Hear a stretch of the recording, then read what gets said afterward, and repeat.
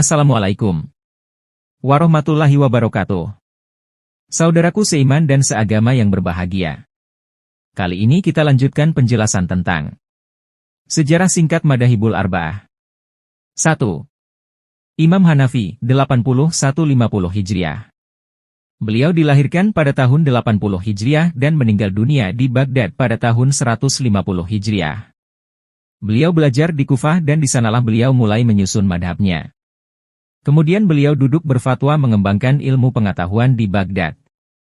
Beliau memberikan penerangan kepada segenap lapisan muslimin, sehingga beliau terkenal sebagai seorang alim yang terbesar di masa itu. Mahir dalam ilmu fikih serta pandai mengistinbatkan hukum dari Al-Quran dan hadits.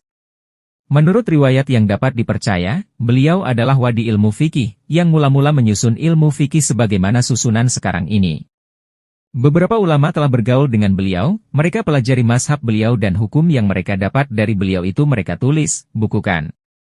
Mereka sebagai pendukung mazhab Abu Hanifah, sebagian besar dari mereka kembali menyelidiki dan memeriksa hukum-hukum dengan memeriksa dalil-dalilnya serta disesuaikan dengan keadaan-keadaan kefaedahan dan kemudaratannya. Sehingga beberapa di antara mereka ada yang tidak mufakat terhadap sebagian dari hukum-hukum yang telah ditetapkan oleh sang imam, bahkan mereka tetapkan hukumnya menurut pendapat mereka sendiri, berbeda dengan pendapat Imam Abu Hanifah. Mereka inilah yang dinamakan sahabat-sahabat Abu Hanifah, di antaranya Abu Yusuf, Muhammad bin Hasan, dan Zufar. Mazhab ini banyak tersiar di Baghdad, Parsi, Bukhara, Mesir, Syam, dan tempat-tempat lain. 2. Imam Maliki, 93-170 Hijriah. Imam Malik bin Anas al-Asbahi dilahirkan tahun 93 dan meninggal dunia dalam bulan Safar tahun 170 Hijriah. Beliau belajar di Madinah dan di sanalah beliau menulis kitab Al-Muwatta, kitab hadits yang terkenal sampai sekarang. Beliau menyusun kitab tersebut atas anjuran Khalifah Mansur ketika beliau bertemu pada waktu menunaikan ibadah haji. Beliau menyusun mazhabnya atas 4 dasar. Kitab suci, sunnah Rasul, ijma, dan qiyas. Hanya dasar yang terakhir ini beliau gunakan dalam hal-hal yang terbatas sekali karena beliau adalah ahli hadits. Beliau berkata, sesungguhnya saya sebagai manusia biasa kadang-kadang betul dan kadang-kadang salah. Maka hendaklah kamu periksa dan kamu selidiki pendapat-pendapatku itu, mana yang sesuai dengan sunnah, ambillah. Imam Malik adalah ahli fikih dan hadits. Pada masanya beliau terbilang paling berpengaruh di seluruh Hijaz. Orang menyebutnya, Sayyid Fuqaha al-Hijaz, pemimpin ahli fikih di seluruh daerah Hijaz. Beliau mempunyai banyak sahabat, murid, di antaranya yang terkemuka ialah Muhammad bin Idris bin Syafi'i, Al-Laisi bin Sa'id, Abu Ishaq al-Farazi.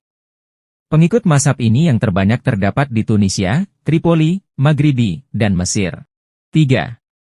Imam Syafi'i, 150-204 Hijriah. Beliau merupakan keturunan Quraisy, dilahirkan di Huzah tahun 150 Hijriah dan meninggal dunia di Mesir tahun 204 Hijriah. Sewaktu berumur 7 tahun, beliau telah hafal Al-Quran. Setelah berumur 10 tahun, beliau hafal Al-Muwatta, kitab guru beliau, Imam Malik. Setelah beliau berumur 20 tahun, beliau mendapat izin dari gurunya, Muslim bin Khalid, untuk berfatwa. Kata Ali bin Utsman, saya tidak pernah melihat seseorang yang lebih pintar daripada Syafi'i. Sesungguhnya tidak ada seorang pun yang menyamainya di masa itu. Ia pintar dalam segala pengetahuan, sehingga bila ia melontarkan anak panah, dapat dijamin 90% akan mengenai sasarannya. Ketika hampir berumur 20 tahun, beliau pergi ke Madinah karena mendengar kabar tentang Imam Malik yang begitu terkenal sebagai ulama besar dalam ilmu hadits dan fikih. Di sana beliau belajar kepada Imam Malik. Kemudian beliau pergi ke Irak, di sana bergaul dengan sahabat-sahabat Imam Abu Hanifah. Beliau terus ke Parsi dan beberapa negeri lain. Kira-kira 2 tahun lamanya beliau dalam perjalanan ini. Dalam perjalanan ke negeri-negeri itu bertambahlah pengetahuan beliau tentang keadaan penghidupan dan tabiat manusia. Misalnya keadaan yang menimbulkan perbedaan adat dan akhlak, sangat berguna bagi beliau sebagai alat untuk mempertimbangkan hukum peristiwa-peristiwa yang akan beliau hadapi. Kemudian beliau diminta oleh Khalifah Harun ar-Rasyid supaya tetap tinggal di Baghdad. Setelah menetap di Baghdad, di sanalah beliau menyiarkan agama, dan pendapat-pendapat beliau diterima oleh segala lapisan.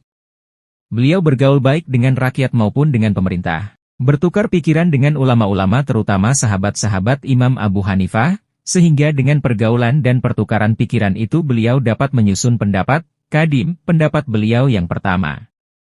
Kemudian beliau kembali ke Mekah hingga tahun 198 Hijriah. Pada tahun itu pula beliau pergi ke Mesir, di sana beliau menyusun pendapat beliau yang baru, Qaulul Jadid. Kata-kata Syafi'i yang sangat perlu menjadi perhatian, terutama bagi ulama yang mendukung dan mengikuti madhab Syafi'i, ialah, apabila hadits itu sah, itulah mazhabku, dan buanglah perkataanku yang timbul dari ijtihadku. Pengikut mazhab Syafi'i yang terbanyak ialah di Mesir, Kurdistan, Yaman, Aden, Hadramaut, Mekah, Pakistan, dan Indonesia. 4. Imam Hanbali, meninggal 241 Hijriah, Ahmad bin Muhammad bin Hanbal bin Hilal adalah nama beliau. Dilahirkan di Baghdad dan meninggal dunia pada hari Jumat tanggal 12 Rabiul Awal tahun 241 Hijriah. Semenjak kecil beliau belajar di Baghdad, Syam, Hijaz, dan Yaman. Beliau adalah murid Imam Syafi'i dan memuji beliau. Katanya, saya keluar dari Baghdad, tidak saya tinggalkan di sana seorang yang lebih takwa, lebih wara, dan lebih alim selain Ahmad bin Hanbal, yang sungguh banyak menghafal hadits. Murid beliau banyak yang terkemuka, di antaranya yaitu Bukhari dan Muslim. Beliau berpegang teguh pada fatwa sahabat apabila tidak ada nas. Beliau menyusun madhabnya atas 4 dasar. Dasar pertama ialah nas Quran dan hadits. Dalam soal yang beliau hadapi, beliau selidiki ada atau tidaknya nas, kalau ada nas, beliau berfatwa menurut nas itu. Dasar kedua ialah fatwa sahabat. Dalam satu peristiwa, apabila tidak ada nas yang bersangkutan dengan peristiwa itu, beliau cari fatwa para sahabat. Apabila ada fatwa dari salah seorang sahabat, sedangkan beliau tidak melihat bantahannya dari sahabat-sahabat lain, beliau hukumkan peristiwa itu menurut fatwa sahabat tadi. Jika fatwa itu berbeda antara beberapa sahabat, beliau pilih yang lebih dekat pada kitab dan sunnah. Dasar ketiga ialah hadits mursal atau lemah, apabila tidak bertentangan dengan dalil-dalil yang lain. Dasar keempat ialah qiyas. Beliau tidak memakai qiyas kecuali apabila tidak ada jalan lain.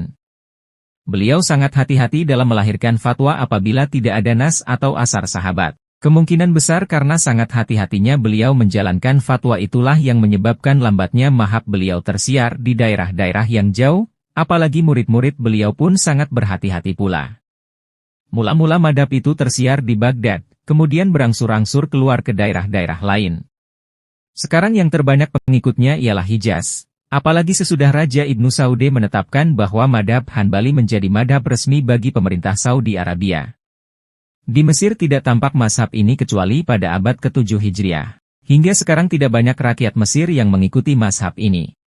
Demikianlah ringkasan seputar 4 imam besar yang paling berpengaruh dalam perkembangan hukum fikih Islam. Semoga bermanfaat dan menjadi pelajaran bagi kita semua.